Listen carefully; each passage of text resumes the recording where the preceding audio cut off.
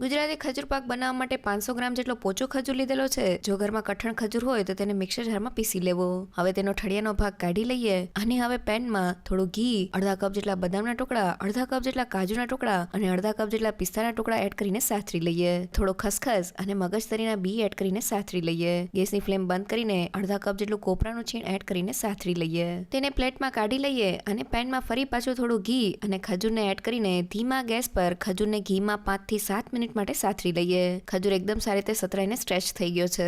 હવે ખજૂર પાકમાં એડ કરવાનો ઇન્સ્ટન્ટ માવો બનાવવા પેનમાં 1 ચમચી જેટલું ઘી, 1/4 કપ જેટલું દૂધ અને અડધા કપ જેટલો મિલ્ક પાવડર એડ કરીને મિક્સ કરી લઈએ। મિક્સરને ગેસ ઉપર રાખીને એકદમ ધીમા ગેસ પર તેને 3 થી 4 મિનિટ માટે કુક કરી લઈએ। આપણો ઇન્સ્ટન્ટ માવો તૈયાર થઈ ગયો છે। તેને ખજૂરમાં એડ કરી દઈએ, સાથે રોસ્ટ કરેલા ડ્રાય ફ્રૂટ્સ અને એલચી પાવડર એડ કરીને મિક્સ કરી લઈએ। તૈયાર થયેલા ખજૂર પાકના મિક્સરને પ્લેટમાં ઢાળીને સેટ કરી લઈએ અને હવે તેના પીસ કરી લઈએ। ગુજરાતી ખજૂર પાક તૈયાર થઈ ગયો છે।